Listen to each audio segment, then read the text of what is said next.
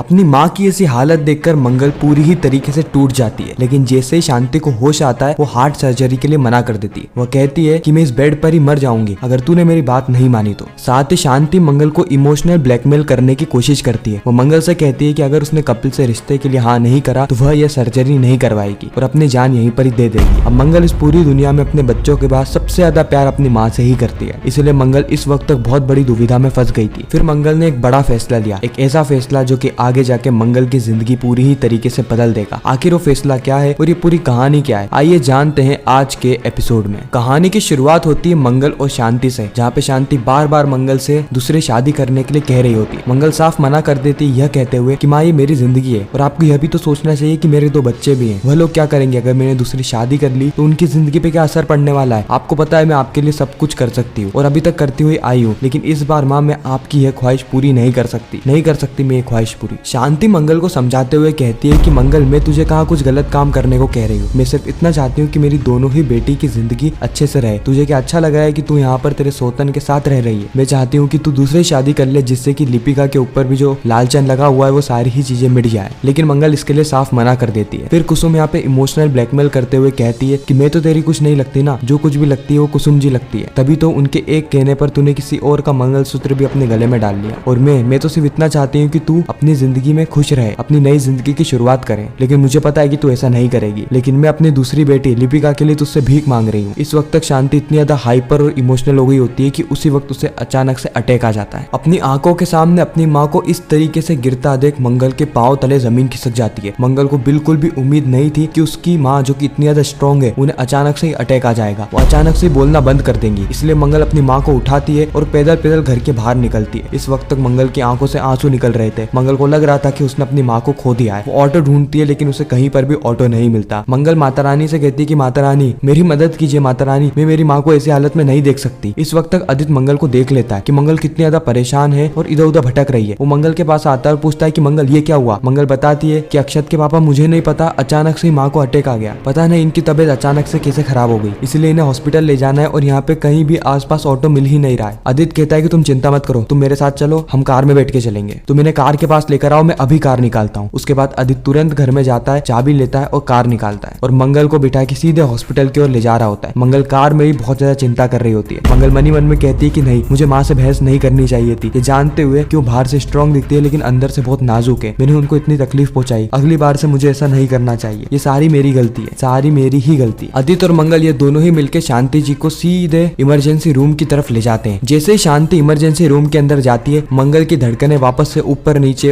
होने लग जाती है। इस वक्त तक मंगल बहुत ज्यादा घबरा गई थी। मंगल के अंदर एक डर आ गया था कि कहीं वो उसकी माँ को खो ना दे, मंगल बार बार एक ही बात को दोहरा रही होती है कि नहीं, मुझे ये नहीं करना चाहिए था, ये सारी मेरी ही गलती है, मुझे माँ से बहस नहीं करनी चाहिए थी, कहीं ऐसा तो नहीं कि माँ को कुछ हो जाएगा, अगर ऐसा हो गया तो लिपिका का क्या होगा, नहीं माता रानी, माँ को जल्दी से ठीक कर दीजिए। उसी वक्त आदित्य आता है और कहता है कि मंगल तुम थोड़ा रिलैक्स हो जाओ, तुम्हारी माँ भी तुम्हारी ही तरह बोल्ड है, स्ट्रॉन्ग है, तुम चिंता मत करो, वो ठीक हो जाएंगी, उनको कोई बड़ी बीमारी तो नहीं थी ना। मंगल कहती कि नहीं थी। आदित्य कहता है तो टेंशन लेने की कोई भी जरूरत नहीं है, तुम आराम से बैठो और पानी पियो, रिलैक्स करो, तुम्हारी मॉम भी ठीक हो जाएगी, ये हॉस्पिटल बहुत ही अच्छा हॉस्पिटल है। उसी वक्त मंगल यहाँ पे आदित्य को धन्यवाद करते हुए कहती कि अक्षत के पापा आपका बहुत बहुत धन्यवाद, उस वक्त मुझे ऑटो नहीं मिल रहा था और आपने मेरी मदद करी। कल माँ ने आपसे इतनी ज्यादा बदतमीजी से बात करी लेकिन फिर भी आपने उनकी मदद करी। आदित्य कहता है कि वह बात मैं भूला नहीं हूँ कि तुम्हारी माँ ने मुझसे बदतमीजी से बात करी थी, लेकिन जब तुम्हारी माँ तकलीफ में हो, तुम तकलीफ में हो, तो मैं इतना पत्थर दिल नहीं हूँ कि तुम्हारी मदद नहीं करूँ, मेरे अंदर भी इंसानियत है मंगल, इसीलिए उस इंसानियत के चलते मैंने तुम्हारी और शांति जी की मदद करी है। अगले ही पल हम सोम्या को देखते हैं जो कि बहुत ज्यादा खुश होती है। सोम्या कहती है आज संडे है और बुढ़ाऊ और बुढ़िया दोनों ही घर पर नहीं है, उनको आने में कम से कम 2 से 3 घंटे लगेंगे, ना तो मंगल घर पर है और ना ही उसके दोनों ही बच्चे, यानी आज मैं आदित्य के साथ क्वालिटी टाइम स्पेंड कर सकती हूँ। बहुत समय के बाद हम क्वालिटी टाइम स्पेंड करेंगे, शायद इससे ही मेरे और आदित्य के बीच में नजदीकियां बढ़ने लग जाए। और सोम्या इस वक्त तक पूरे ही कमरे को बहुत सजा देती है और कैंडल लाइट डिनर की भी तैयारी शुरू कर देती है। उसी वक्त डोरबेल बजती है जिससे कि सोम्या बहुत ज्यादा एक्साइटेड हो जाती है। सोम्या सोचती है कि आदित्य अब घर पे आ चुका है, इसलिए सोम्या आंख बंद करके गेट खोलती है और जोर से कहती है कि वेलकम बैक बेबी। लेकिन जैसे ही वो आंख खोलती है तो उसे सामने कुसुम और सुदेश जी दिखते हैं। सोम्या कहती है कि आप लोग कितनी जल्दी कैसे आ गए। कुसुम कहती है कि सोम्या इस बात का ध्यान रखा करो कि घर में बड़े और बुजुर्ग भी हैं और ना सिर्फ बड़े बुजुर्ग के बल्कि बच्चे भी हैं, इसीलिए अपनी आंख खोलकर गेट खोला करो, इतनी बड़ी लापरवाही हम तुम्हारे जैसे इंसान से बर्दाश्त नहीं कर सकते। साथ ही कुसुम कहती है कि आज डॉक्टर नहीं आए थे जिसके चलते हमारा अपॉइंटमेंट जो है वो कैंसिल हो गया, इसीलिए हम जल्दी घर आ गए। सोम्या मनी मन में सोचती है कि ये बुढ़िया इतनी ज्यादा शातिर है ना कि ये कभी भी मुझे और अदित को क्वालिटी टाइम स्पेंड करने ही नहीं देगी, कभी भी नहीं। अगले ही पल हम देखते हैं कि हॉस्पिटल में अदित मंगल को परेशान देखकर खुद भी परेशान हो जाता है। अदित मंगल से कहता है कि मंगल तुम इतनी ज्यादा परेशान क्यों? अगर तुम इतनी ज्यादा परेशान होगी ना, इतनी देर तक रोती रहोगी तो तुम्हारी भी तबीयत खराब कर लोगी। वैसे भी तुम्हारे ऊपर कई सारी जिम्मेदारियां हैं, इसीलिए ये लो पानी और पानी पियो और थोड़ा रिलैक्स हो जाओ, जो कुछ भी होगा अच्छा ही होगा। इसी वक्त तक अदित को सोम्या का बार बार कॉल आ रहा होता है, लेकिन अदित सोम्या का कॉल पिक नहीं करता है। इसी वक्त यहाँ पर डॉक्टर आ जाते हैं और मंगल भागी भागी डॉक्टर के पास जाती है और डॉक्टर को बोलने का मौका ही नहीं देती। मंगल कहती है कि डॉक्टर साहब बताओ ना क्या हुआ है, मेरी माँ ठीक तो हो जाएगी ना? मुझे उनकी बहुत ज्यादा टेंशन हो रही है, आज से पहले उनके साथ ऐसा कभी भी नहीं हुआ, अचानक से वो गिर गई थी। अदित कहता है कि मंगल रुको, डॉक्टर को कहने तो दो वो क्या कहना चाह रहे हैं। डॉक्टर बताते हैं कि आप सही टाइम पे अपनी माँ को हॉस्पिटल लेकर आ गई, नहीं तो इन्हें बचाना बहुत ज्यादा मुश्किल हो जाता। लेकिन अभी भी प्रॉब्लम टली नहीं है, उनको हार्ट अटैक आया था और उनके हार्ट में मल्टीपल ब्लॉकेजेस है। 24 घंटे इस पेशेंट के लिए बहुत ज्यादा क्रूशियल होने वाले हैं। 24 घंटे ये डिसाइड करेंगे कि यह पेशेंट अपनी आगे की जिंदगी कंटिन्यू कर पाएगा या नहीं। और दूसरी बात यह है कि 24 घंटे के बाद इनकी एक ओपन हार्ट सर्जरी होगी। हालांकि नॉर्मल सर्जरी से भी काम चल सकता था, लेकिन क्योंकि ब्लॉकेजेस मल्टीपल है और हम किसी की भी जान का रिस्क नहीं ले सकते, इसीलिए इनकी ओपन हार्ट सर्जरी करनी होगी। आप ये रिपोर्ट पढ़ लीजिए, इसके अंदर बिल भी है, आप जाइए और पेमेंट कर दीजिए, क्योंकि पेमेंट करने के बाद ही सर्जरी स्टार्ट होगी। जैसे ही मंगल रिपोर्ट पढ़ती है, मंगल के पांव तले जमीन खिसक जाती है, क्योंकि रिपोर्ट में जो अमाउंट लिखा था वो था 8 लाख रुपए। 24 घंटे के अंदर मंगल को 8 लाख रुपए का बंदोबस्त करना होगा अगर उसे उसकी माँ जिंदा चाहिए तो।